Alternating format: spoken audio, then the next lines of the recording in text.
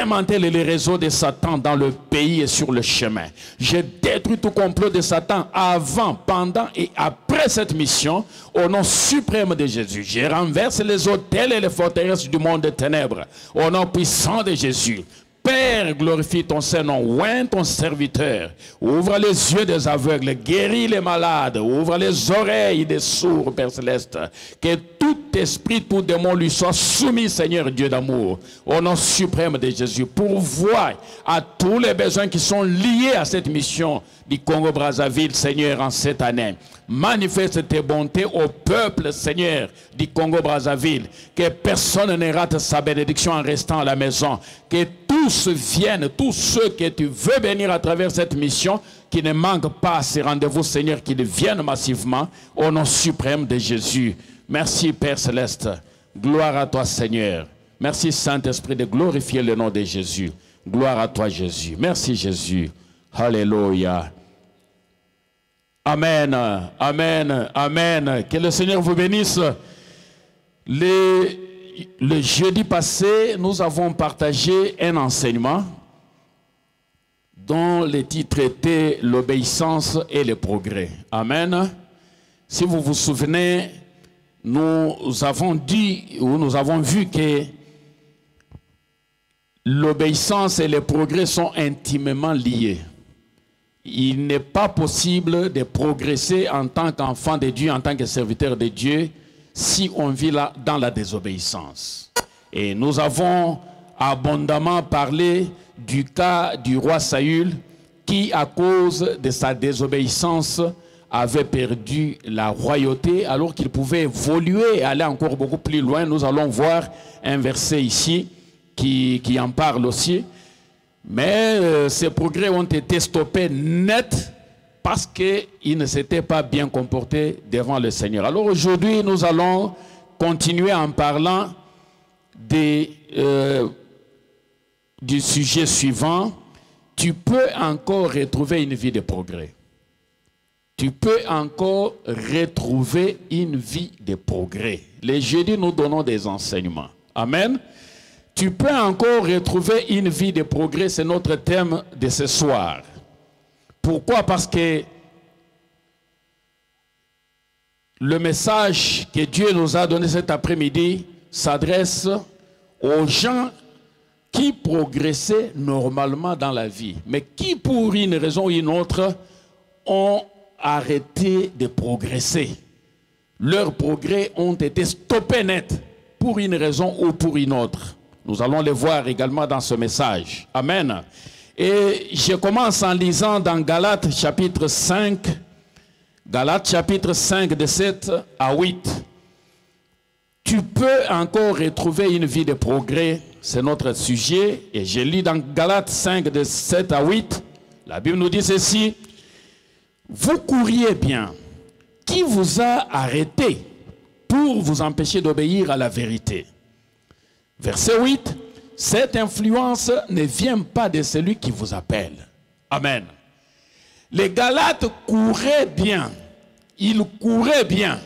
Mais à un moment donné, ils se sont arrêtés. Ils ont cessé de courir. Ils ont cessé de progresser. Et Paul s'était rendu compte qu'il ne progressait plus. Alors il leur pose la question. Vous couriez bien. Je me souviens qu'à un moment donné, vous couriez bien. Mais je me rends compte que vous n'êtes plus en train de courir, vous vous êtes arrêté. Qui vous a arrêté?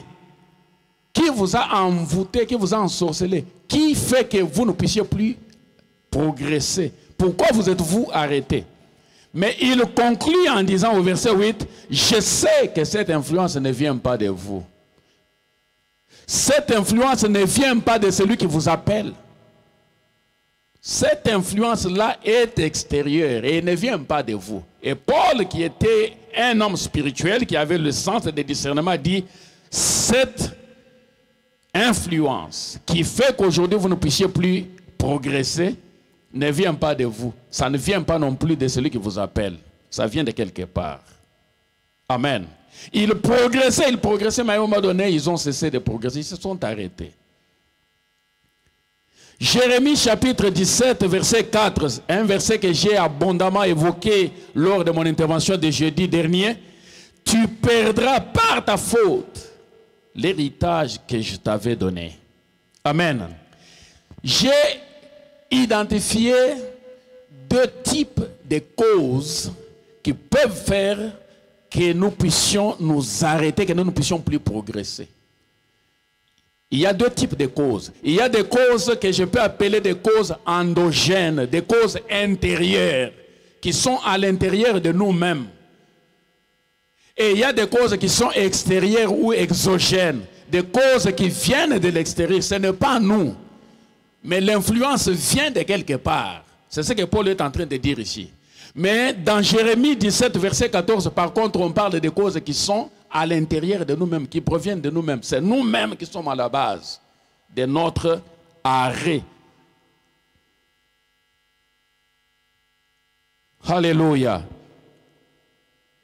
Alors, pour parler des causes, je vais parler d'abord de ces deux types de causes. D'abord, des causes du type intérieur ou endogène, qui sont en nous, qui proviennent de nous.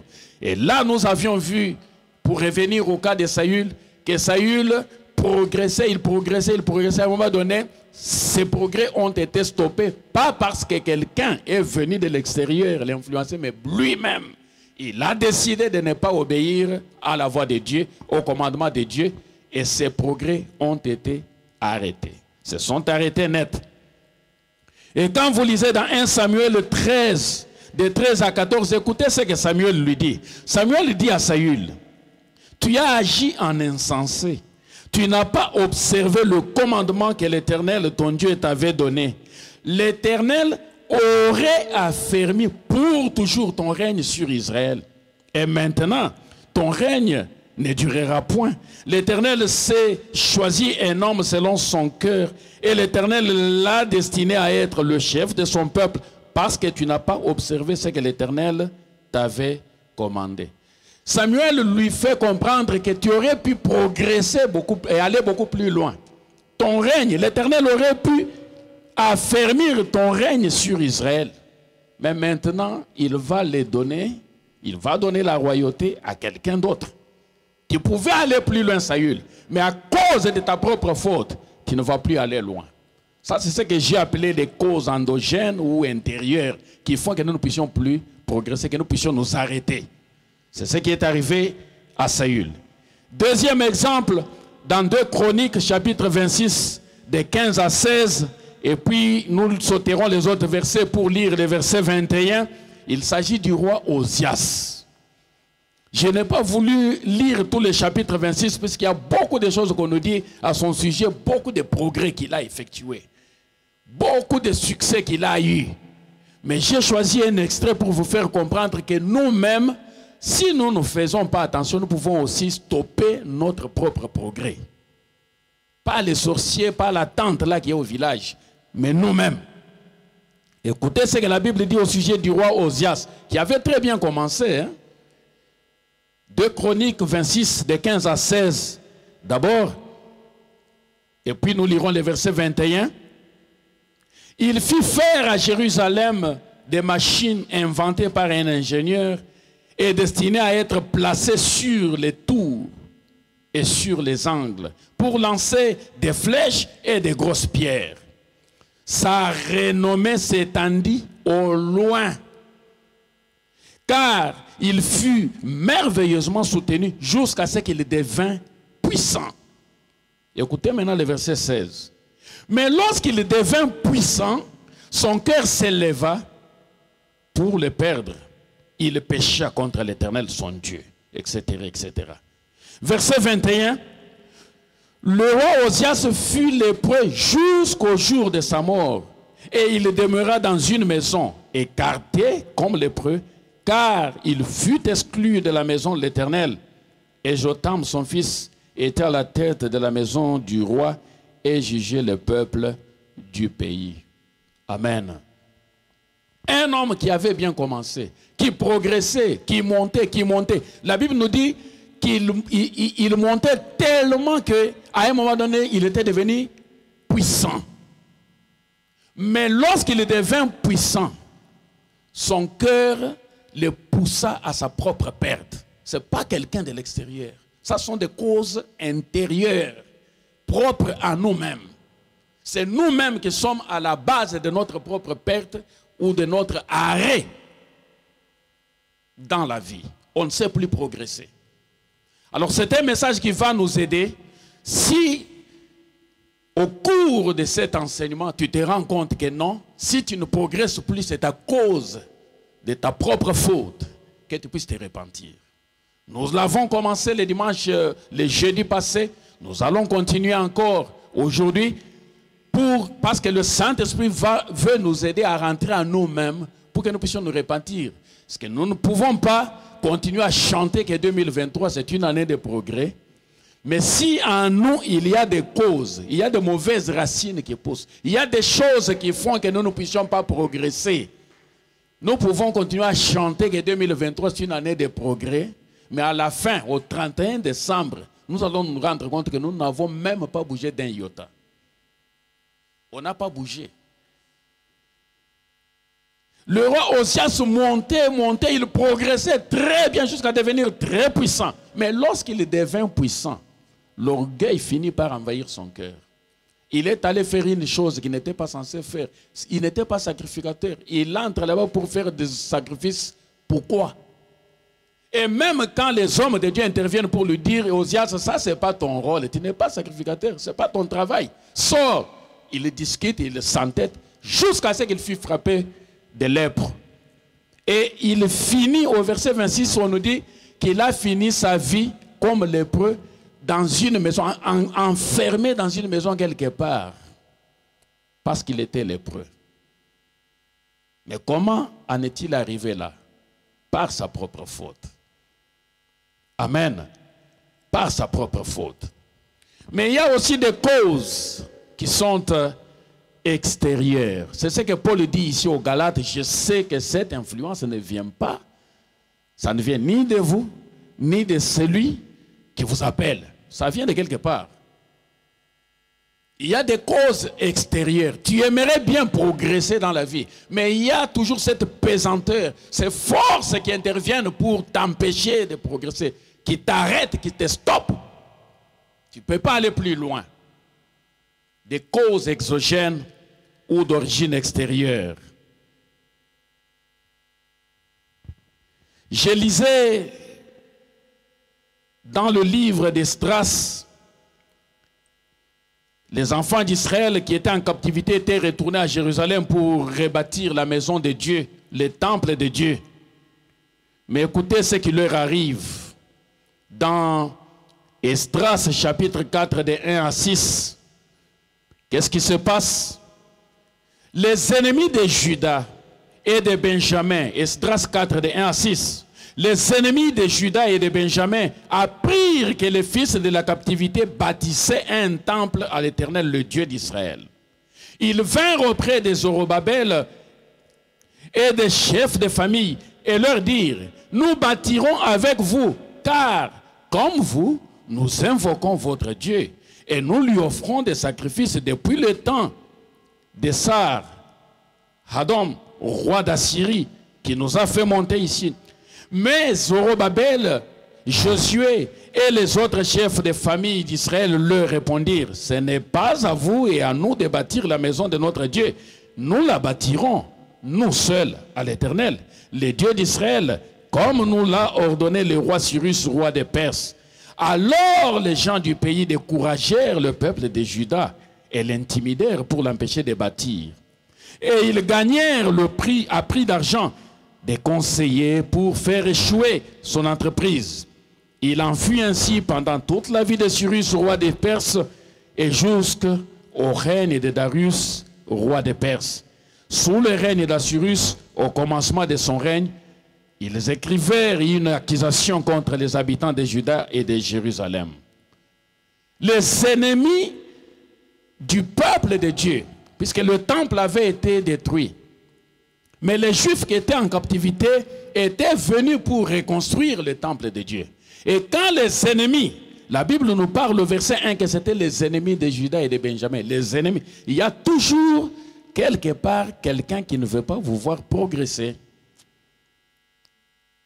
Lorsqu'ils ont commencé, on ne les a pas arrêtés. Mais c'est quand on a vu, on dit, ils apprirent que les fils de la captivité bâtissaient un temple à l'Éternel, le Dieu d'Israël. Ils ont appris qu'ils bâtissaient le temple et que les travaux étaient en train de progresser. Les travaux étaient en train de progresser. Il y a des gens qui ne veulent pas vous voir progresser. Vous devez être conscient de cette réalité. Ce n'est pas tout le monde qui va vous applaudir, qui va être là en train de vous accompagner dans vos progrès. Ils vont utiliser un certain nombre de stratégies que nous allons voir ici, que ces ennemis du peuple d'Israël avaient utilisées pour les stopper. Quand vous lisez le verset, du verset 11 au verset 16, et puis après, je vais commenter là-dessus, toujours là dans Esdras 4, Esdras 4 de 11 à 16. Quand ils ont tenté de les stopper et que ça n'a pas marché, ils ont écrit une lettre au roi pour accuser les enfants d'Israël qui étaient en train de rebâtir la maison de Dieu. Voici la copie de la lettre qu'ils avaient envoyée au roi. C'est ici la copie de la lettre qu'ils envoyaient au roi Artaxerxès. Tes serviteurs, les gens de ces côtés du fleuve, etc. Que le roi sache que les Juifs partis de chez toi et arrivés parmi nous à Jérusalem rebâtissent la ville rebelle et méchante, en relèvent les murs et en restaurent les fondements. Que le roi sache donc que si cette ville est rebâtie et si ces murs sont relevés, ils ne payeront ni tribut, ni impôt, ni droit de passage, et que le trésor royal en souffrira. Verset 14. Or, comme nous mangeons le sel du palais et qu'il ne nous paraît pas convenable de voir mépriser le roi, nous envoyons au roi ces informations. Verset 15. Qu'on fasse des recherches dans le livre de mémoire de tes pères, et tu trouveras et verras dans le livre de mémoire que cette ville est une ville rebelle, funeste au roi et aux provinces, et qu'on s'y est livré à la révolte dès les temps anciens. C'est pourquoi cette ville a été détruite. Verset 16. Nous faisons savoir au roi que si cette ville est rebâtie et si ses murs sont relevés, par cela même, tu n'auras plus de possession de ce côté du fleuve. Quelle accusation! Et comme résultat de leur démarche, toujours là dans Esdras verset 4, verset 26, verset 24, alors s'arrêta l'ouvrage de la maison de Dieu à Jérusalem et il fut interrompu jusqu'à la seconde année du règne de Darius, roi des Perses. Ils avaient entamé la reconstruction de la maison de Dieu. Ils progressaient, jusqu'à ce qu'un jour les ennemis de la reconstruction viennent pour leur dire « Vous ne pouvez pas continuer à faire ce travail ». Mais ils ont d'abord commencé par utiliser un certain nombre de stratégies. La première stratégie qu'ils ont utilisée, c'était quoi? Une tentative d'infiltration. Ils sont venus comme des gens qui viennent avec de bonnes intentions. Or, nous voulons nous associer à vous pour qu'on puisse rebâtir ensemble le temple de Dieu. Tous ceux qui viennent s'associer à vous dans la vie ne sont pas là forcément pour vous aider. Il faut avoir le discernement. C'est la première stratégie. Nous avons vu que les travaux ont été stoppés, mais avant d'en arriver là, quelles sont les stratégies que l'ennemi avait utilisées? Peut-être que ça peut nous aider aussi, puisque tout ce qui est repris dans la Bible est écrit pour notre édification, pour notre instruction. Nous pouvons tirer ici quelques enseignements. La première stratégie qu'ils ont utilisée, au verset 2, Esdras 4, ils vinrent auprès des Zorobabel et des chefs de famille et leur dirent: nous bâtirons avec vous, car nous comme vous, nous invoquons votre Dieu. Ce n'est pas puisque quelqu'un s'est dit aussi frère en Christ, sœur en Christ, qu'il est là pour t'aider. C'est l'erreur que beaucoup de gens commettent dans l'église, que beaucoup de gens commettent dans la vie chrétienne. Ce n'est pas puisque quelqu'un fréquente l'église qu'il est forcément enfant de Dieu. Il y a des infiltrés. Il y a aussi des infiltrés. Il y a des gens qui sont là, qui ne sont pas convertis. Je me souviens toujours de quelqu'un qui venait à l'église. Et puis, à un moment donné, on a réuni, c'était au Congo, on a réuni l'argent pour lui donner, puisqu'on voulait acheter, je ne sais pas, des instruments ou quoi. La façon dont ils se comportaient dans l'église, même pas moyen de les soupçonner. C'est lui qui gardait l'argent. À un moment donné, on apprend seulement qu'il a fui, il est allé en Afrique du Sud. Avec l'argent pour l'achat des instruments. Ce n'est pas tout le monde qui vient à l'église qui est là pour vous aider. Ce n'est pas tout le monde qui vient dans votre vie qui vient pour vous aider. Il faut avoir le discernement. Et heureusement que ces Juifs qui reconstruisaient le temple avaient eu le discernement. Zorobabel et les autres, ils ont eu le discernement. Ils ont dit non, non, ce n'est pas à vous de rebâtir le temple avec nous. Et comme Dieu finit toujours par révéler les intentions cachées du cœur de l'homme, lorsqu'ils ont vu qu'ils ont été démasqués, qu'est-ce qu'ils ont fait? Qu'est-ce qu'ils ont fait? Le verset 4. Alors les gens du pays découragèrent le peuple de Juda et l'intimidèrent pour l'empêcher de bâtir. Première stratégie, c'était l'infiltration. Cette stratégie a échoué.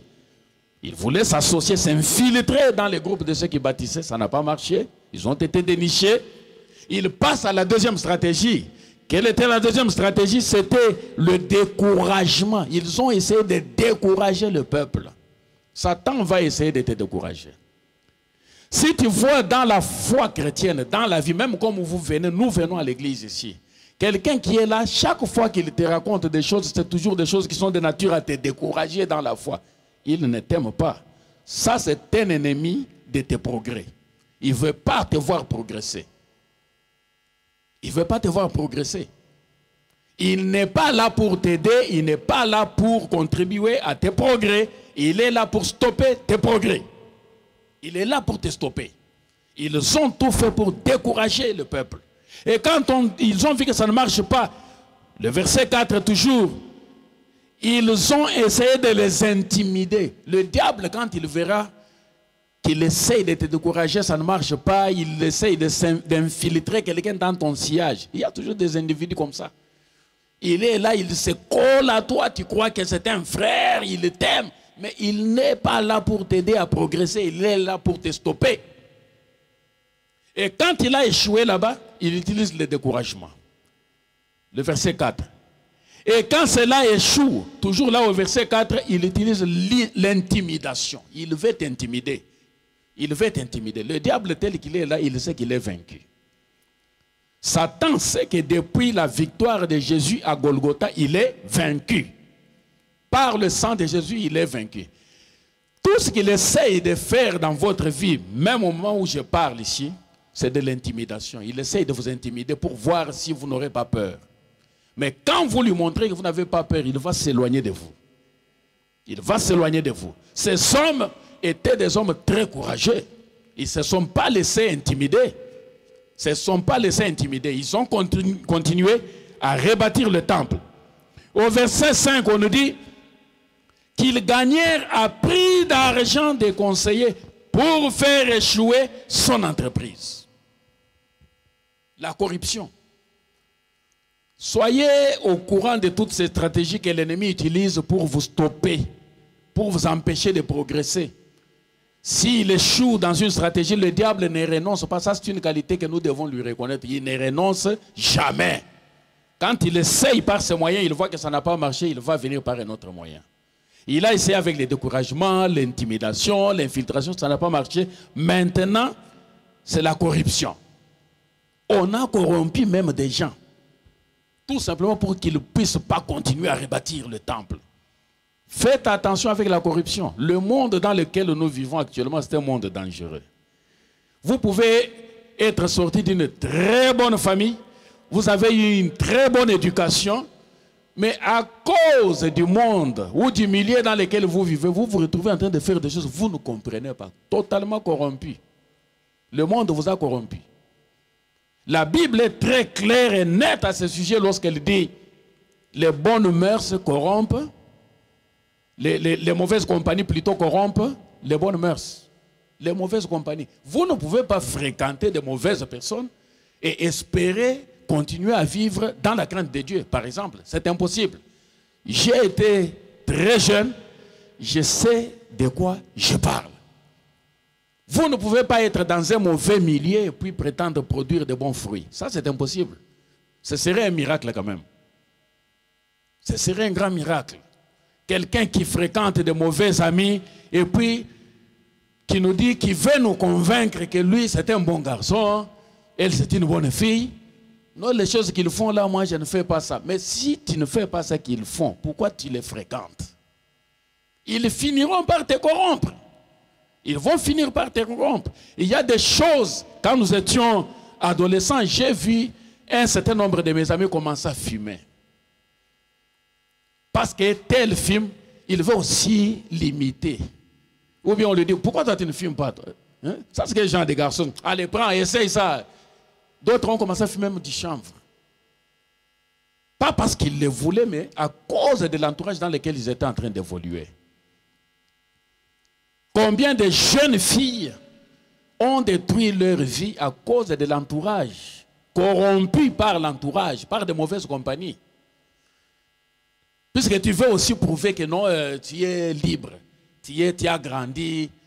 Comme j'ai vu un garçon là, je ne sais pas s'il n'attendait que ça, dès qu'il a totalisé 18 ans, hey, il pose un geste fort. La première chose à faire, il va dormir dehors. Je suis majeur maintenant. Il va boire avec ses amis. Il doit prouver que lui maintenant, il est aussi majeur. Il est maintenant un homme. Poussé par ses amis. Pourquoi toi tu te laisses faire? Tu as 18 ans, non? Est-ce que tu n'as pas 18 ans? Oui, j'ai 18 ans. Allez, viens ici. Ils vont, ils boivent, ils passent la nuit dehors. Pour prouver à ses parents que maintenant, il est majeur. À cause de ses amis. Les mauvaises compagnies finissent toujours par corrompre les bonnes mœurs. Alors ils ont utilisé la corruption au verset 5, ça n'a pas marché. Au verset 6 et 12, maintenant ils amènent des fausses accusations. Ces gens n'étaient pas là pour rebâtir la muraille de Jérusalem. Ça c'est Néhémie qui est venu faire ça plus tard. Ils étaient là pour rebâtir la maison de Dieu, le temple de Dieu. Mais lorsqu'ils écrivent la lettre au roi, ils disent que non, ils sont là pour rebâtir les murs, rebâtir la ville, tout ça. Ce n'était pas ça qu'ils étaient venus faire. Des fausses accusations et la calomnie. Si le diable veut vous stopper dans vos progrès, il peut utiliser aussi la calomnie. Il peut utiliser aussi de fausses accusations, de mauvaises accusations. Tu regardes comme ça, tu dis, mais est-ce que vraiment, moi j'ai fait ça? Moi j'ai fait ça. On t'a calomnié. Il y a beaucoup de gens dont la vie a été détruite à cause de fausses accusations et de la calomnie. On a menti des choses sur toi. J'aimerais te dire que si on a menti des choses sur toi, c'est justement pour t'amener à t'arrêter, à ne plus faire de progrès dans la vie. Il faut faire attention, il faut avoir le discernement. Au lieu de passer ton temps à te justifier, à te défendre, garde le silence, l'Éternel te défendra, il va combattre pour toi. Amen. Ils ont accusé faussement les enfants de Dieu, le peuple de Dieu. Voilà, ils sont venus ici pour rebâtir la ville, alors qu'ils étaient là pour rebâtir tout simplement le temple de Dieu, pas toute la ville. Les calomnies que vous êtes en train de subir, les fausses accusations dont vous faites l'objet, ont pour objectif de vous stopper dans vos progrès. Ayez le discernement. Ayez le discernement. Je me souviendrai toujours de ces années 70, j'étais petit. Je viens d'une famille polygame. Mon père était polygame. Et il y avait l'une de mes marâtres là qui ne m'aimait pas. Je ne sais pas pourquoi, mais elle ne m'aimait pas. Elle prenait plaisir à mentir des choses sur moi auprès de mon papa. Pour qu'il me frappe, pour qu'il me fasse du mal. Je ne sais pas pourquoi elle faisait ça. Un jour, elle a menti sur un truc terrible. Ça, je crois qu'elle avait bien calculé.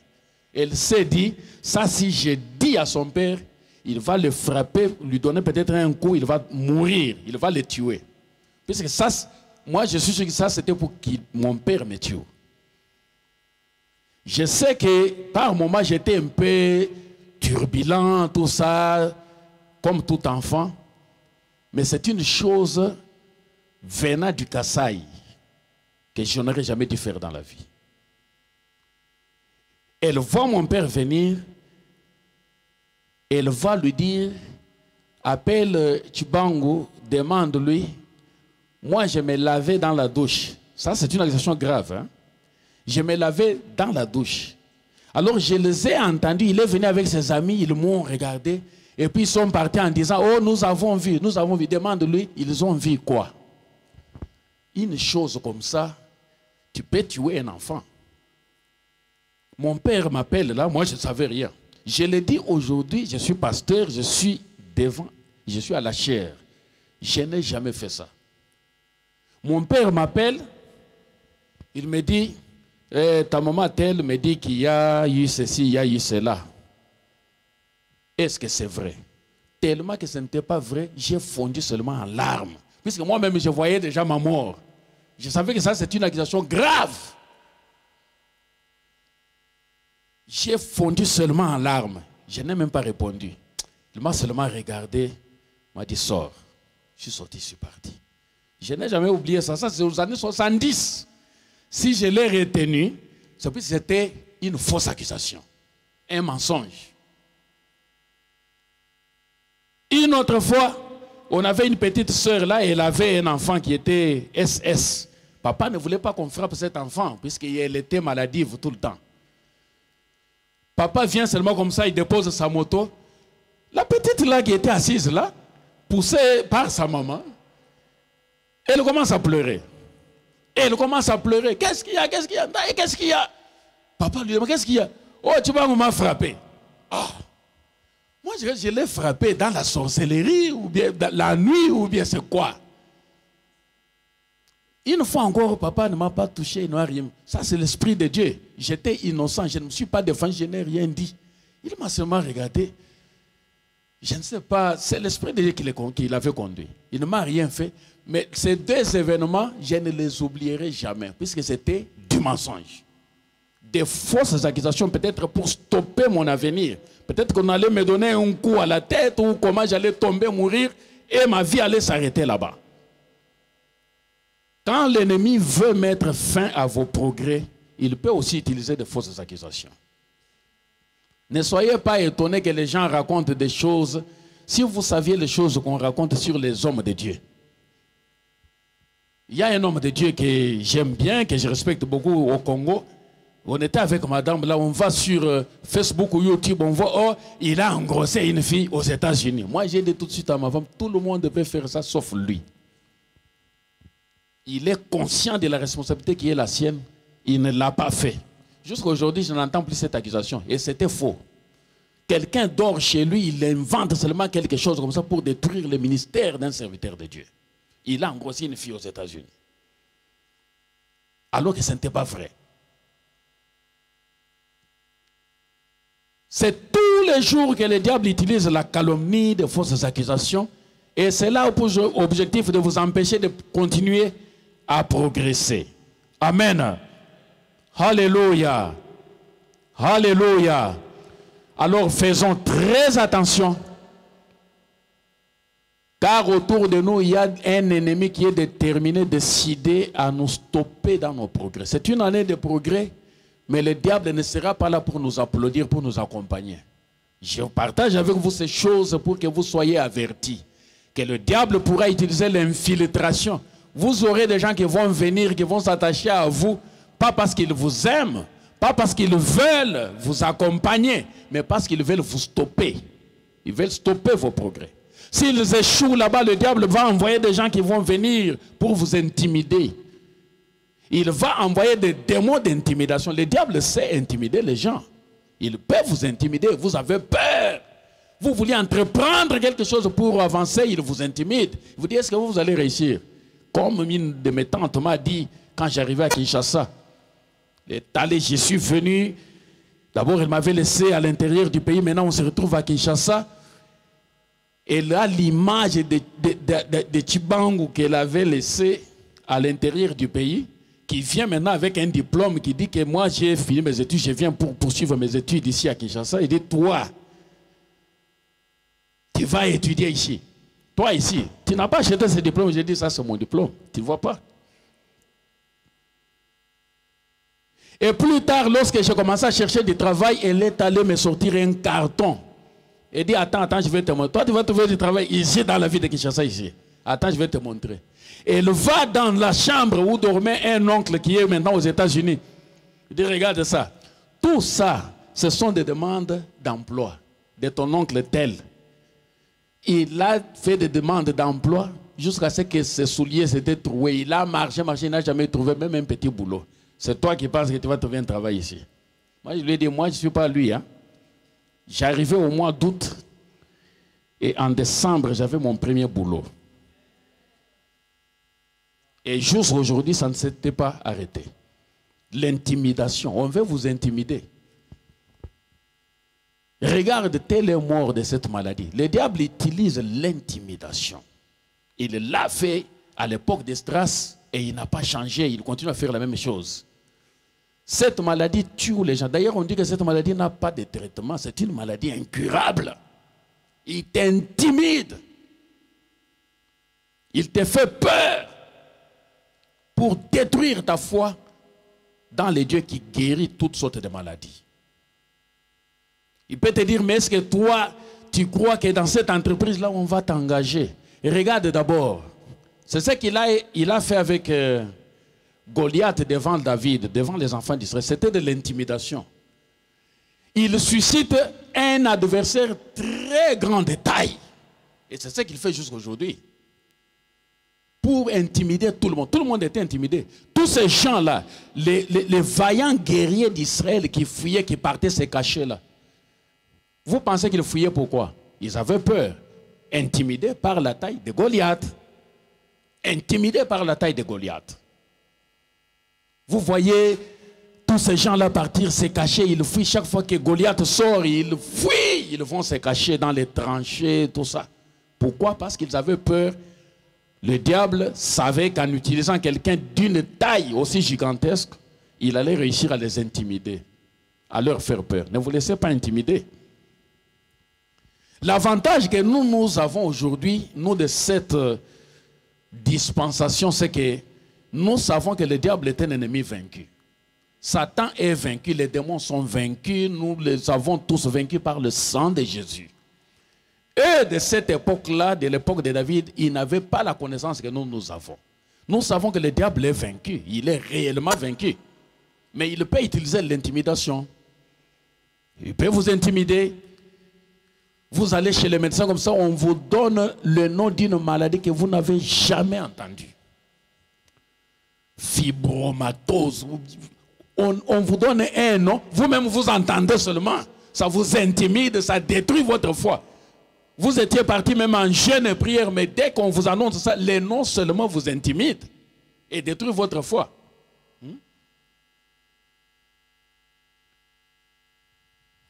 Cholestase fonctionnelle, donc un nom compliqué. Vous vous dites, mais ça là, est-ce que ça va guérir? C'est de l'intimidation. Alors ne cédez pas à cela. Alors comment est-ce qu'on se relance? J'ai donné à ce message le titre « Tu peux encore retrouver une vie de progrès ». Puisque là, nous voyons que Esdras, disons les anciens, les enfants, les fils de la captivité qui étaient venus pour rebâtir la maison d'Israël, la maison de Dieu, de Jacob, ont été stoppés dans leur progrès. Ils ne pouvaient plus progresser dans la reconstruction du temple. La Bible nous dit que les travaux furent arrêtés. Ça s'est arrêté. Mais quand vous lisez à la fin, vous trouverez que la maison a été finalement reconstruite et rebâtie. Comment est-ce qu'ils ont relancé leur progrès après cet épisode malheureux où les travaux avaient été arrêtés? C'est ce que je vais vous montrer. C'est ce que nous allons partager. Et c'est ça même le cœur de ce message. Comment se relancer lorsque nos progrès ont été stoppés? Tout d'abord, si tes progrès ont été stoppés de par ta propre faute, comme nous l'avons vu dans ce message, si c'est de ta propre faute que tes progrès ont été stoppés, arrêtés, il y a possibilité de reprendre encore une vie de progrès. Comment? Le premier exemple, c'est celui de Pierre, Simon Pierre. Pierre avait été appelé par le Seigneur Jésus pour être un apôtre qui allait propager l'évangile du salut jusqu'aux extrémités de la terre. Mais à un moment donné, il a renié le Seigneur. C'était fini. Il a renié le Seigneur. Il a dit qu'il ne les connaît pas. Intimidé par les gens. Justement, c'est de cela que nous venons de parler ici. Intimidé, ce qu'on dit, toi aussi tu fais partie de ces gens. Intimidé et envahi par la peur, il dit non, moi je ne le connais pas. Il le fait 3 fois. Et puis après, les coqs chantent. Comment est-ce que Pierre s'est relancé? Comment est-ce qu'il s'est relancé? La Bible nous dit dans Luc chapitre 22, verset 62, étant sorti, il pleura amèrement. La repentance. Encore une fois, la repentance, comme nous l'avons vu les jeudis passés. Si tes progrès ont été stoppés, arrêtés par ta propre faute, il n'y a pas 36 solutions. Il faut te repentir. Auprès de notre Dieu qui ne se lasse pas de pardonner. S'il y a une chose que j'aime avec notre Dieu, c'est qu'il ne se lasse pas de nous pardonner. Mais il faut se repentir. Dieu ne pardonne pas à quelqu'un qui ne se repent pas, qui s'entête. Pierre a pleuré amèrement, comme pour dire je regrette, I'm so sorry. Seigneur, je regrette de t'avoir renié. Je n'aurais jamais dû céder à l'intimidation. Je regrette ce que j'ai fait. Est-ce que tu regrettes ta faute? Tu peux reprendre encore une vie de progrès ce soir. Pierre a regretté. Et nous voyons le ministère que Pierre a eu par la suite. Vous prenez le cas du fils prodigue. Ce garçon évoluait bien dans la vie. Jusqu'à ce qu'un jour ils disent: papa, donne-moi la part de l'héritage qui me revient. Le père aussi, sans discuter, il divise ses biens en 2. Il donne à son jeune fils. Le garçon prend les biens, il s'en va pour aller dépenser cet argent dans la débauche. Ça, ce n'était pas... Je suis en train de parler ici au cas où tes progrès ont été stoppés par ta propre faute. C'était sa propre faute. Personne ne l'a influencé, personne ne l'a stoppé. Il évoluait bien dans la maison de son père. Jusqu'au jour où lui-même, en âme et conscience, décide de demander sa part d'héritage. Il part, il le dilapide dans la débauche. Mais écoutez ce qu'il dit. Luc 15, de 17 à 20. La Bible nous dit, étant rentré en lui-même, il s'est dit, mais dans la maison de mon père là-bas, il y a des mercenaires qui ont de la nourriture en abondance. Et moi, je suis ici en train de me disputer les carouges avec le cochon. Et puis il s'est dit, je me lèverai, j'irai vers mon père. Je lui dirai, papa, écoute, je ne suis plus digne d'être appelé ton fils. Considère moi-même comme l'un de tes mercenaires. Et puis il s'éleva. Il s'éleva. C'est une étape importante dans la repentance. Tu peux avoir le souci de te repentir. Tu peux avoir envie de te repentir, le désir de te repentir. Mais tu ne t'élèves pas. Tu ne vas jamais jusqu'au bout. Lui, il est rentré en lui-même. Il a pensé ce qu'il devait faire. Et puis il a mis cela en exécution. Il s'est levé, effectivement, il est parti auprès de son père. Alors si c'est de par ta propre faute que tu avais perdu l'héritage que Dieu t'avait donné, ce soir, c'est une occasion qui t'est offerte pour que tu puisses rentrer en toi, que tu puisses retrouver une vie de progrès en te repentant.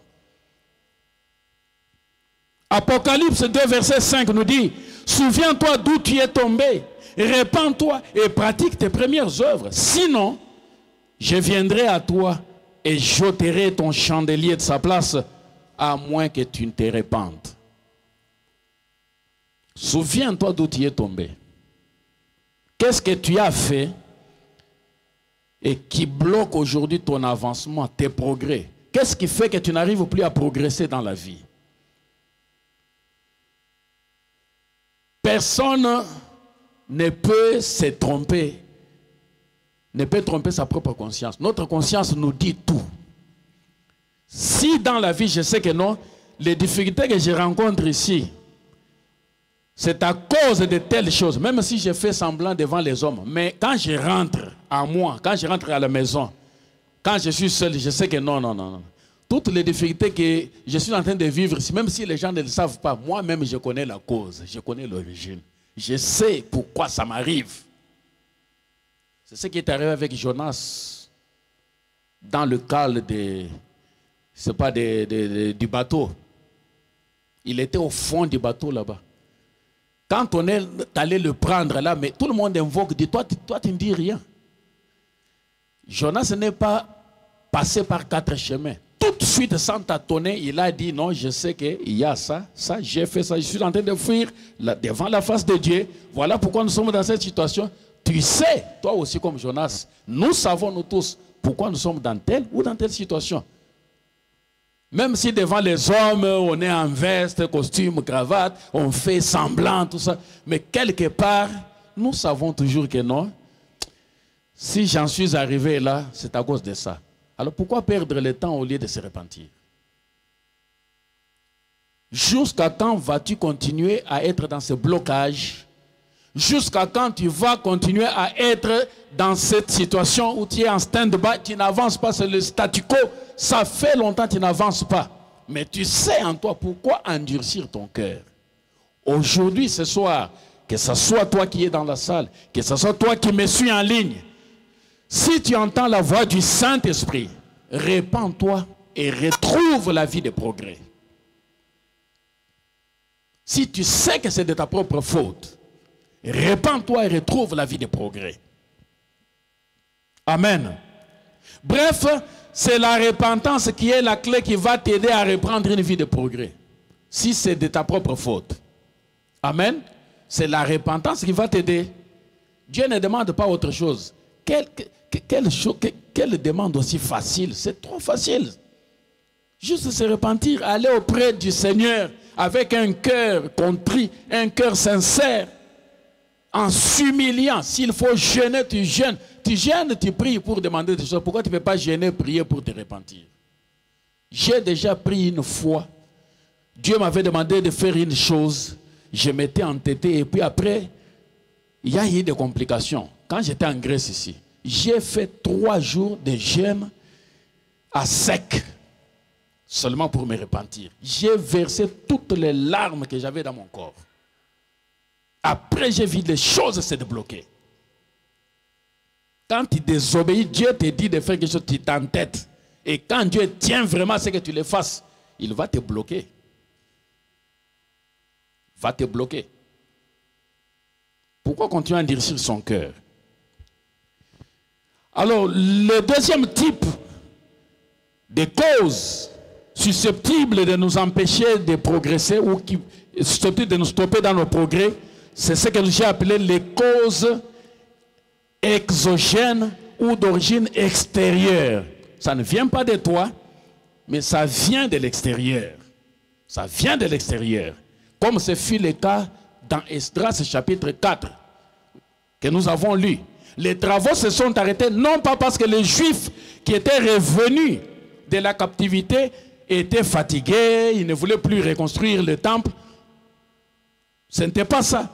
Mais c'est parce que il y a eu les ennemis de la reconstruction qui se sont levés et qui ont tout fait pour les empêcher de poursuivre la reconstruction du temple. Ce n'était pas eux, c'est venu de l'extérieur. C'est venu de l'extérieur. Alors si la raison pour laquelle tu t'es arrêté dans tes progrès, tu n'arrives plus à progresser, si la raison est due au fait qu'il y a des forces, des circonstances extérieures, des ennemis extérieurs qui sont intervenus pour te bloquer, écoute ce que Psaume 56, de 3 à 4 nous dit. Quand je suis dans la crainte, en toi je me confie. Je me glorifierai en Dieu, en sa parole. Je me confie en Dieu. Je ne crains rien. Que peuvent me faire des hommes? Souviens-toi que tu as un Dieu tout-puissant. Que nous avons la victoire dans le nom de Jésus. Nous avons la victoire par le sang de Jésus. Nous triomphons dans le nom de Jésus. Puisque Jésus est puissant. David dit, quand je suis dans la crainte, il peut y arriver à un moment donné que tu as peur. Puisqu'il y a des ennemis autour de toi, ils t'entourent de partout. Ils sont armés jusqu'aux dents, des lances, des javelots, des flèches, des mitraillettes, toutes sortes d'armes, lourdes et légères. Ils sont là, ils t'intimident. Mais souviens-toi que tu as un Dieu tout-puissant. Confie-toi en lui. Confie-toi en lui. Le Dieu qui n'a jamais perdu une seule bataille. Et le psalmiste pose la question, mais que peuvent me faire des hommes? Qu'est-ce qu'ils peuvent me faire? Et ailleurs, il est écrit, si Dieu est pour moi, qui sera contre moi? Avec mon Dieu, je me précipite sur une troupe en armes. Avec mon Dieu, je traverse une muraille. Si tu connais ce genre de versets, ça va t'aider si les ennemis viennent pour te bloquer, pour t'arrêter dans tes progrès. Tu n'auras pas peur d'eux. Amen. Amen. Quelques exemples que j'ai sélectionnés pour nous montrer comment certaines personnes dans la Bible ont fait pour reprendre, relancer leur progrès alors qu'ils étaient arrêtés complètement à cause des forces extérieures. Pierre était un grand pécheur avec ses amis. Mais cette nuit-là, ils ont péché, ils n'ont rien obtenu. Ils n'ont rien attrapé. Ce n'est pas parce qu'ils étaient soudain devenus des mauvais pécheurs. C'était toujours les mêmes pêcheurs expérimentés avec le même bateau, les mêmes filets. Mais cette nuit-là, ils n'ont rien eu. Comment est-ce qu'ils ont relancé leur vie de progrès? C'est très important. Pierre dit, Luc 5,5, sur ta parole, je jetterai le filet. Je sais que je suis traumatisé par l'échec que j'ai connu. J'ai tout fait, je n'ai pas progressé, je n'ai rien obtenu. Mais je vais m'appuyer sur ta parole pour reprendre ma vie de progrès. Dans les situations difficiles, je vais vous les montrer avec Esdras, dans Esdras tout à l'heure. Mais pour parler de Pierre, dans des situations difficiles, lorsque les forces extérieures que vous ne pouvez pas contrôler veulent vous stopper dans vos progrès, appuyez-vous sur la parole de Dieu. Je vous dis la vérité. La parole de Dieu, c'est une arme puissante. Plus puissante que n'importe quelle autre arme que l'ennemi peut utiliser dans cette vie. Appuyez-vous sur la parole de Dieu. Reposez sur la parole de Dieu. Josaphat, dans 2 Chroniques, chapitre 20. On n'aura pas le temps de lire tous les chapitres. Vous connaissez l'histoire de Josaphat. Josaphat a été découragé, traumatisé par la peur lorsqu'il a appris que de nombreuses armées s'étaient alliées pour venir les attaquer. Quelque part, Josaphat fait une prière, il dit, Seigneur, nous sommes sans force et nous ne savons que faire. Tout un roi, il avoue son incapacité, son impuissance. Il dit, je ne sais que faire. Moi, je ne sais pas ce que je dois faire avec tout ce peuple. Et ils sont nombreux, ils viennent pour nous attaquer. Ce sont les forces extérieures qui viennent pour les opprimer, pour les détruire. Comment est-ce que Ézéchias a retrouvé la foi? Comment est-ce qu'il a relancé sa vie de progrès avec le peuple? Il y a eu une prophétie. La Bible nous dit que l'Esprit de Dieu saisit l'un des prophètes, des fils d'Israël qui était là. Et il a prophétisé. Dès que cette parole est sortie, Ézéchias se retrouve la force. Dans les temps difficiles où vous ne savez plus avancer, vous avez besoin d'une parole. Vous avez besoin d'une parole. Et cette parole, c'est la parole de Dieu. Josaphat s'est appuyé sur la parole de Dieu et tout de suite il dit, confiez-vous en ce prophète. Ce courage, il le trouve où?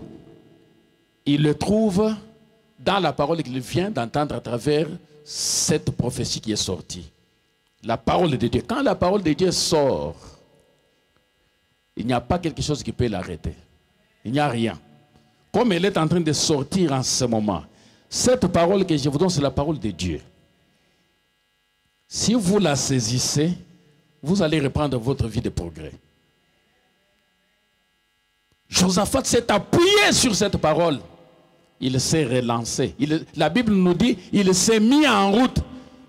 Il s'était arrêté, maintenant il se met en route pour aller sur les champs de bataille, s'appuyant sur la parole de Dieu. Vous prenez le cas d'Élie.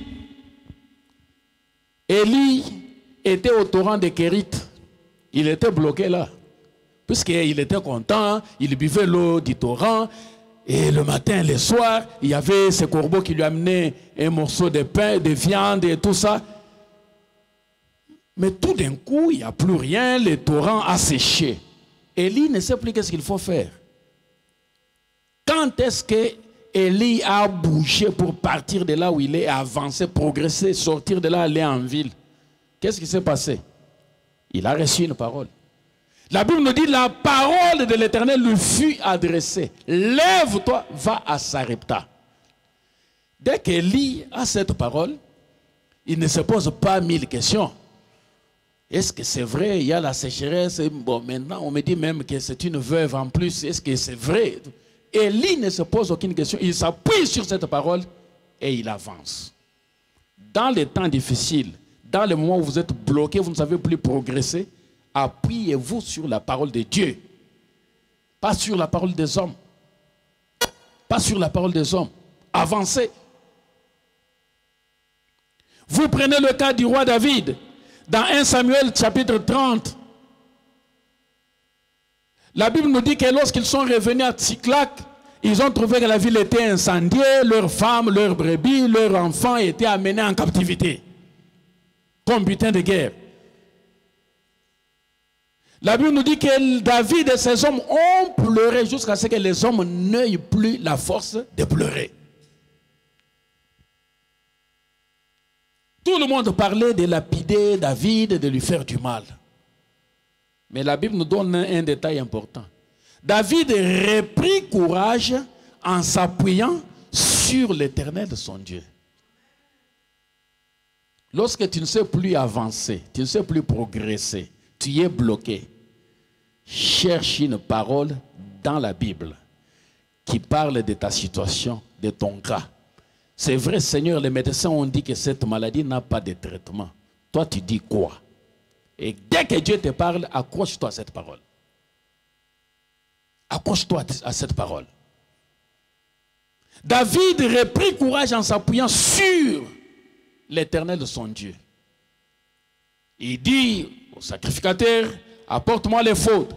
Il prend, il consulte l'Éternel. Est-ce que je dois sortir pour poursuivre ces gens? Dieu lui dit oui, poursuis-les. Est-ce que je vais récupérer? Le Seigneur lui dit, vas-y, tu vas gagner, tu vas emporter, tu vas tout ramener. Et ayant cette parole, cette unique parole de Dieu, David reprend courage, il se met en route, il avance et il remporte la bataille. Nous avons entendu beaucoup de paroles. C'est ce qui fait parfois ma crainte. Quand je méditais, je réfléchissais, je me disais, mais on va nous redemander beaucoup. Parce que la Bible dit qu'on va redemander beaucoup à celui à qui on a beaucoup donné. Nous avons entendu beaucoup de paroles.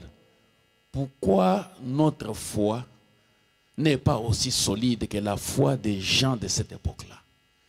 Une seule parole a suffi pour que David reprenne le courage, qu'il aille pour combattre contre plusieurs armées et récupérer tout. Une seule parole. Même chose avec Josaphat. Et j'aimerais que nous puissions lire dans Esdras, parce que je n'ai pas beaucoup de temps pour revenir sur toute l'histoire d'Ézéchias, les étapes, puisqu'à la fin, le temple a été, il y a eu un déblocage. Les travaux de reconstruction ont repris. Le roi a même donné l'ordre qu'on puisse les aider à rebâtir le temple, tout ça, que plus personne ne les stoppe, ne les arrête. Qu'est-ce qui s'est passé? Esdras chapitre 5 de 1 à 2.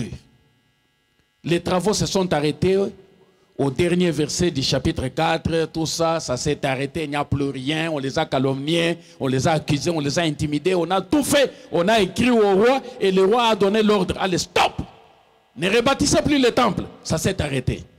Mais comment est-ce qu'ils ont relancé les travaux? Esdras 5 de 1 à 2. Agé le prophète et Zacharie, fils d'Ido, le prophète, prophétisèrent aux Juifs qui étaient en Juda et à Jérusalem au nom du Dieu d'Israël. Verset 2. Alors, Zorobabel, fils de Tchétiel, et Josué, fils de Josac, se levèrent et commencèrent à bâtir la maison de Dieu à Jérusalem. Et avec eux étaient les prophètes de Dieu qui les assistaient. Ils ont fait fi de l'ordre que le roi avait donné. Allez, arrêtez les travaux, ils ont arrêté. Mais un jour, ils étaient là assis. Deux prophètes viennent, ils donnent une prophétie au nom de l'Éternel. Dès qu'ils ont reçu cette parole, une seule prophétie, pas plusieurs comme vous en avez reçu. Une seule prophétie. Le verset 2 nous dit, alors Zorobabel, fils de Tchétiel, et Josué, fils de Josadak, se levèrent et commencèrent à bâtir la maison. Ils ont repris le progrès. En s'appuyant sur quoi? Sur la parole de Dieu. Lorsque ça ne va pas et que les forces extérieures viennent pour vous bloquer, pour vous stopper vos progrès, appuyez-vous sur la parole de Dieu. Ignorez ce que les hommes disent, ce que le diable dit, puisque beaucoup de gens perdent le temps en cherchant à savoir qu'est-ce que le diable dit par rapport à ma situation. Ce que le diable dit ne compte pas. Dans la vie d'un chrétien, d'une chrétienne, les paroles du diable, des sorciers, des démons, des magiciens, même si la tante avait dit non, toi tu n'auras jamais d'enfant, ça ne compte pas. Ça ne compte pas. Ce qui compte, c'est la parole de Dieu. Il y avait l'interdiction du roi. Ne bâtissez plus le temple. Arrêtez. Ils se sont arrêtés. Mais un jour, deux prophètes viennent, prophétisent au nom de l'Éternel. Je ne sais pas, la parole de Dieu, la Bible ne nous donne pas les détails, le contenu de la prophétie qui était sortie. On ne nous donne pas ça. Mais dès qu'ils ont reçu cette parole de Dieu, se sont levés, ils ont repris les travaux, malgré l'interdiction du roi. Ils ont repris la reconstruction du temple. Amen. Je vais terminer en lisant avec nous, ou en lisant pour nous dans Ésaïe chapitre 28, verset 16. Ésaïe chapitre 28, je vais lire le seul verset 16.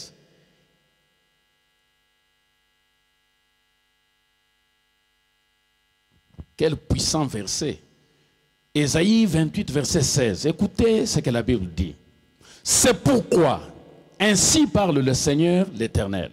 Voici, j'ai mis pour fondement en Sion une pierre éprouvée, une pierre angulaire, dépris, solidement posée.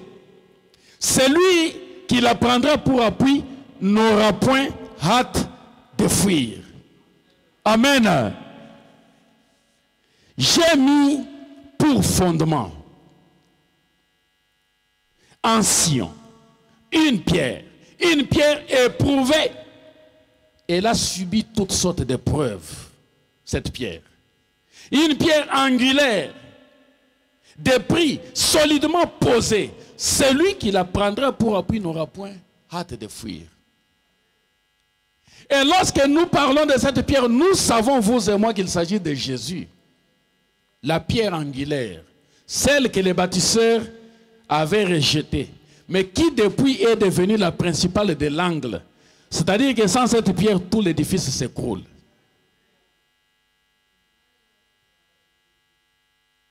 Dieu dit que celui qui va s'appuyer, celui qui la prendra pour appui, c'est-à-dire celui qui va s'appuyer sur Jésus, dans ces moments difficiles, dans ces temps difficiles, il n'aura pas peur pour commencer à fuir devant l'ennemi. Il n'aura pas hâte de fuir. Dans les temps difficiles, si tu te retrouves dans une situation où tu ne sais plus progresser dans les études, dans le travail, dans le mariage est devenu comme si tu étais en train de pousser un train.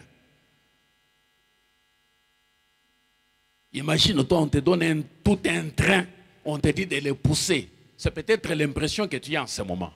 Tu sens comme si tu poussais un train, ça n'avance pas. Tu ne sais même pas le bouger. Appuie-toi sur Jésus, la pierre angulaire. Appuie-toi sur sa parole. Jésus, la parole est faite chair. Appuie-toi sur lui et tu vas reprendre, retrouver une vie de progrès. Quiconque s'est appuyé sur Jésus n'a jamais été ni honteux ni confus. Jamais de la vie. Il n'est pas possible d'invoquer le nom de Jésus, de s'appuyer sur lui et de vivre dans la confusion. Ça, c'est impossible. Ça, c'est impossible. À un moment donné, les choses peuvent sembler un peu difficiles, tout ça, mais ça va finir par s'arranger, puisque Jésus est vainqueur. Nous allons nous lever pour prier. Nous allons nous lever pour prier. Alléluia. Je ne sais pas pourquoi tu ne progresses pas. Est-ce de ta propre faute? Y a-t-il quelque chose que le Saint-Esprit te reproche, te met à cœur en ce moment, pour te dire, voilà, si tu n'avances pas, tu ne progresses pas, c'est à cause de telle chose ou telle chose? Est-ce que tu peux vraiment arrêter cette accusation de l'ennemi? Puisque Satan n'a plus sa place au ciel. Il a été précipité, il a été chassé. L'accusateur de nos frères, il n'est plus là. À sa place, il y a Jésus qui est assis là. Jésus est assis à la droite du Père en train d'intercéder pour nous. Dieu n'attend que ta repentance. Tu peux te repentir maintenant. C'est la première prière que nous allons faire. Tu peux demander pardon à Dieu. Ne laisse plus Satan continuer à t'accuser en te disant c'est grave ce que tu as fait. Il n'y a aucun péché que Dieu ne puisse pas pardonner. Même si ton péché est rouge comme le cramoisi, le sang de Jésus est capable de te rendre blanc, plus blanc que la neige. Rentre en toi, mon frère. Rentre en toi, ma soeur. Même toi qui me suis en ligne. Rentre en toi en ce moment. Répands-toi et retrouve une vie de progrès. Ça fait longtemps que tu es resté stagnant. Que tu es resté dans ce statu quo. Il est temps que tu avances maintenant. Il est temps que tu reprennes une vie de progrès. Prie maintenant. Pendant que nos frères nous chantent un cantique, nous allons continuer à prier pour demander à Dieu de nous pardonner. Repentons-nous devant le Seigneur. Si le Saint-Esprit te convainc d'un péché quelconque que tu n'avais pas confessé jusqu'à présent, Jésus est là avec ses bras ouverts, grandement ouverts, comme ce père qui n'a pas eu le temps de condamner son fils ni de le juger, mais qui l'a pris dans ses bras malgré la saleté qu'il avait, qui a ordonné tout de suite qu'on lui mette un anneau au doigt, qu'on lui fasse porter une robe blanche, qu'on tue un veau gras. Dieu est là avec ses bras grandement ouverts pour toi. Il veut t'accueillir maintenant. Alléluia. Dis-lui que je viens, papa, tel que je suis, sans rien à moi. Je viens tel que je suis. Je ne me justifie pas. Je reconnais ma faute. Je sais, je reconnais que si je suis dans ce statu quo, c'est à cause de ma propre faute. Je demande pardon. Donne-moi de reprendre une vie de progrès, Seigneur. Shikaraba, shikarababa santa. Le hoko yaba karaba shibaba karaba santa la yaba chika yaba hosa. Rololo kotolo yaba karaba sente. Merci Jésus. Merci Jésus. Par notre propre faute, Seigneur, nous avons stoppé nos progrès. Nous n'arrivons plus à progresser, Seigneur Dieu d'Israël. Nous sommes là dans ce statu quo. Ça fait des semaines, ça fait des mois, ça fait des années. Le moment est venu pour que nous puissions reprendre notre vie de progrès. Je suis devant toi, Seigneur, avec ton peuple, même tes enfants qui nous suivent en ligne, Seigneur Dieu. Pardonne nos péchés, pardonne nos iniquités, Seigneur Dieu. Toi qui ne nous lasses pas de nous pardonner. Sanctifie-nous, lave-nous, Seigneur. Jette sur nous un regard de compassion et de miséricorde. Au nom de Jésus. Père, aie pitié de nous. Qu'est-ce que tu vas gagner à verser notre sang, Seigneur? Le pardon se trouve auprès de toi afin que tout le monde te craigne. Aie pitié, Seigneur, aie pitié, selon ta miséricorde insondable. Pardonne nos péchés. Au nom de Jésus. Merci, Seigneur Jésus. Prie, prie, répands ton cœur, répands ton âme devant le Seigneur. Jésus est disposé à te pardonner ce soir pour que tu retrouves une vie de progrès, mon frère, ma soeur. Maman, ne ferme pas ta bouche, prie. Prie aussi pour tes enfants, pour tout membre de ta famille qui est bloqué dans ces progrès.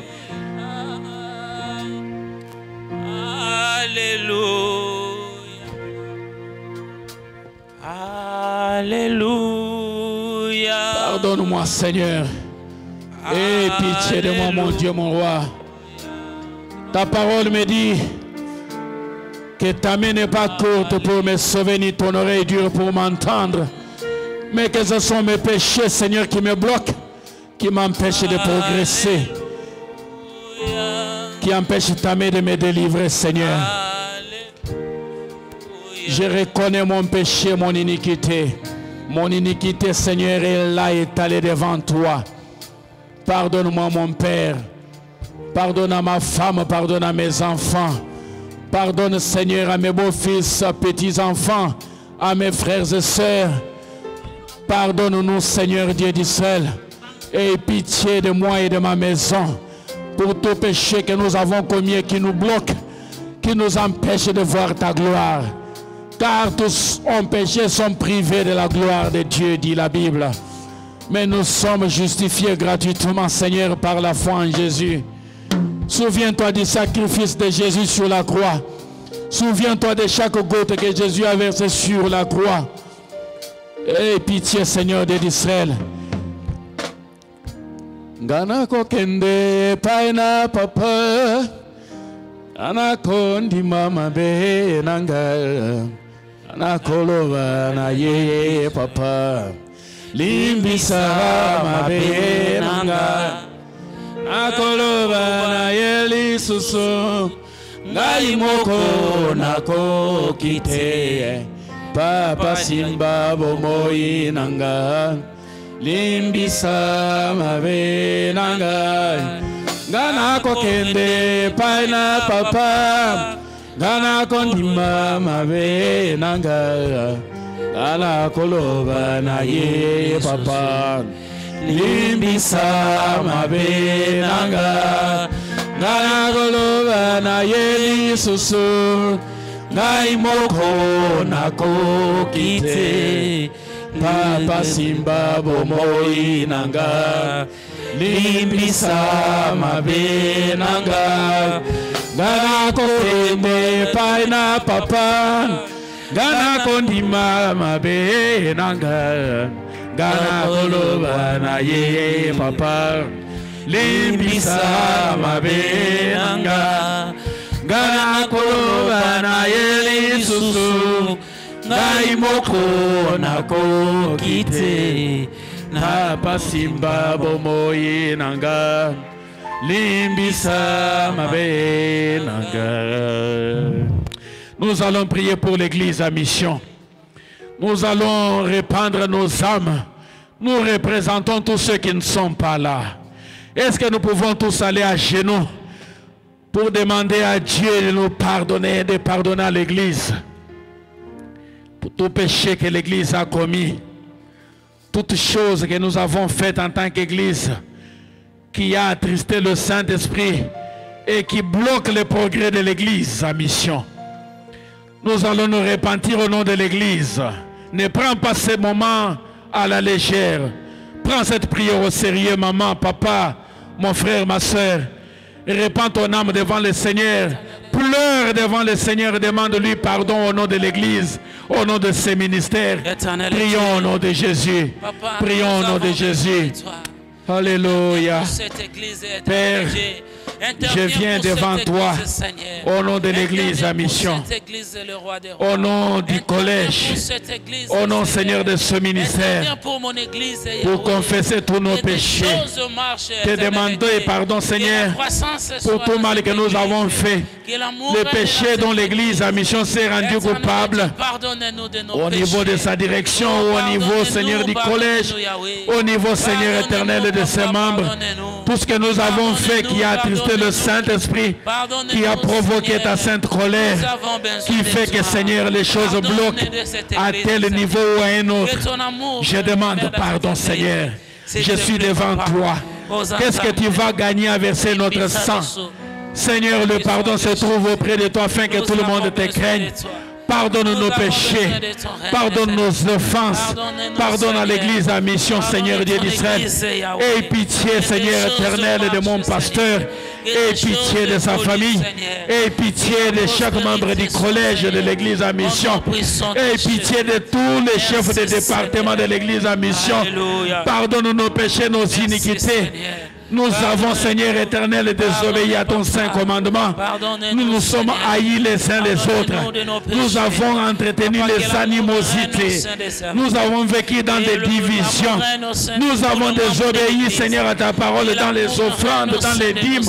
Nous avons désobéi à ta parole, Seigneur Dieu d'Israël, en ce qui concerne la vie de sanctification. Pardonne-moi. Pardonne-nous, pardonne à ma famille, pardonne à toutes les familles de l'église à mission, pardonne à tous les dirigeants, tous les chefs de département, pardonne à tous les membres du collège, pardonne aux pasteurs, aux évangélistes, pardonne aux diacres, aux diaconesses, pardonne à tous les membres de l'église à mission. Eh Dieu, pardonne-nous Père Céleste. Pardonne-nous Seigneur, nous voulons retrouver une vie de progrès, nous voulons reprendre Seigneur éternel nos progrès là où ils s'étaient arrêtés à cause de notre propre faute. Pardonne-nous Seigneur, le Seigneur roi de gloire. Au nom de Jésus, aie pitié de nous, Seigneur Dieu. Nous confessons nos péchés. Oh Dieu, souviens-toi du sang que Jésus a versé sur la croix. Jette un regard de compassion et de miséricorde sur nous. Nous ne méritons rien, mais c'est par ta grâce que nous sommes sauvés. Pardonne nos péchés, nos offenses. Pardonne nos membres de l'église à mission. Pardonne-nous pour notre désobéissance, la légèreté avec laquelle nous avons fait ton œuvre, la complaisance qui nous a caractérisés dans l'exercice de notre ministère. Pardonne-nous Seigneur Dieu, aie pitié de moi, aie pitié de mon église. Pardonne-nous Seigneur Dieu. Nous ne voulons pas tourner en rond, nous ne voulons pas rester dans le statu quo, nous ne voulons pas faire du surplace. Nous voulons reprendre une vie de progrès au nom de Jésus. Au nom de Jésus. Au nom puissant de Jésus. Merci Saint-Esprit. Merci Seigneur Jésus. Gloire à toi Seigneur Jésus. Merci Seigneur Jésus. Maintenant, nous allons nous lever, nous allons nous mettre debout. Nous appuyons sur la parole de Dieu. Nous appuyons sur Jésus, la pierre angulaire. Nous allons confesser des choses sur cette église, sur nos vies, sur nos familles. Nous allons déclarer des choses. Nous appuyons sur Jésus, la pierre angulaire, sur la parole de Dieu. Nous allons reprendre courage. Nous allons retrouver la foi. Nous allons détruire les œuvres du diable. Nous allons renverser chaque ennemi et ses œuvres, les déloger de nos vies, de nos maisons, de nos familles, de notre église. Au nom de Jésus, cite la parole de Dieu, tout verset qui va te venir en tête, à l'esprit. Récite ces versets, les versets de victoire. Proclame la victoire. Au nom de Jésus, nous avons la victoire par le sang de Jésus. La parole de Dieu me dit que Satan, moi j'étais vaincu à cause du sang de Jésus et de la parole de mon témoignage. Je te déclare vaincu. Je te rappelle, Satan, que tu es vaincu. Depuis Golgotha, je te chasse de ma vie. Je te détruis avec tes œuvres. Je détruis tout esprit de dépression, tout esprit de blocage, tout esprit de pauvreté, tout esprit d'envoûtement, de sorcellerie, esprit de sécheresse, Je te chasse de ma vie, de mon ministère. Je te chasse de l'église en mission. Je te chasse de l'église en mission. Je te chasse de la vie de mon pasteur. Je te chasse de sa famille. Je te chasse de sa maison. Je te chasse du milieu de nous. Je te chasse de toutes les familles de l'église en mission. Parce que le sang de Jésus t'a vaincu. Jésus t'a vaincu. Jésus a tout accompli à Golgotha. Tu es vaincu par le nom de Jésus. Les chaînes tombent par le nom de Jésus. Les liens sont rompus. Les maladies s'enfuient. Les démons s'enfuient. Les montagnes se jettent dans la mer à cause du nom puissant de Jésus. Satan, tu es vaincu. Démons, vous êtes vaincus. Sorciers, vous êtes vaincus. Magiciens, vous êtes vaincus. Blocage, voler en éclat. Au nom de Jésus, quittez ce ministère. Esprit de Jézabel, va dans ce ministère. Va dans mon église. Esprit d'emboutement de sorcellerie. Au nom de Jésus, l'esprit de la sorcellerie qui frappe ma famille, je les détruis au nom de Jésus. Au nom de Jésus, au nom de Jésus, au nom de Jésus, dans les réunions, au nom de Jésus, le sang de Jésus, efface les ordonnances sataniques, le sang de Jésus, efface les ordonnances diaboliques, au nom de Jésus, le sang de Jésus coule dans ce lieu, le sang de Jésus ravage les réunions, le sang de Jésus, le sang de l'agneau, le sang de Jésus. Merci Jésus. Merci Seigneur. Envoie tes anges, Seigneur. Intervention de Dieu divin. Dieu intervient dans ma vie. Jésus intervient dans ma famille. Esprit de blocage. Jésus intervient dans mon ministère. Jésus intervient dans cette église. Jésus intervient. L'intervention de Dieu de mon pasteur, au nom puissant de Jésus. Tout celui qui combat ma vie, tout celui qui combat ma femme, tout celui qui combat mes enfants, j'envoie le feu dans les récompenses. Tous les sorciers de cette ville, tu es vaincu par le sang de Jésus. Tu es vaincu par le sang de Jésus. Le sang de Jésus. Le sang de Jésus. Le sang de Jésus, le sang de Jésus, le sang de Jésus, nettoyez ma vie, le sang de Jésus, le sang de l'agneau, vous êtes maudits, vous êtes démonis, je vous détruis, je vous renverse par la parole de Dieu puissante. Je m'appuie sur Jésus, je m'appuie sur Jésus, la pierre angulaire, la pierre angulaire, je vous détruis au nom de Jésus. Au nom puissant de Jésus, libérez l'église à mission. Libérez l'église à mission. Lâchez l'église à mission. Libérez-nous de prison. Que l'ange de l'Éternel vous poursuive. Que votre route fasse des braises glissantes. Que vous puissiez tomber dans votre propre piège. Démons, vous êtes vaincus. Libère nos destinées. Au nom de Jésus. Au nom de Jésus. Lâchez la vie de mes enfants. Lâche la vie de mes enfants. Lâche la vie de mes beaux-fils, de mes petits-enfants. Au nom de Jésus. Au nom puissant de Jésus. Lâche la vie de mes frères et sœurs. Ce soir, Seigneur, au nom de Jésus. Que la guérison entre dans ma maison. Que la guérison ton règne de terreur s'arrête ici. Au nom de Jésus. Au nom de Jésus. Au nom puissant de Jésus. Maladie, allez-vous-en. Maladie, allez-vous-en.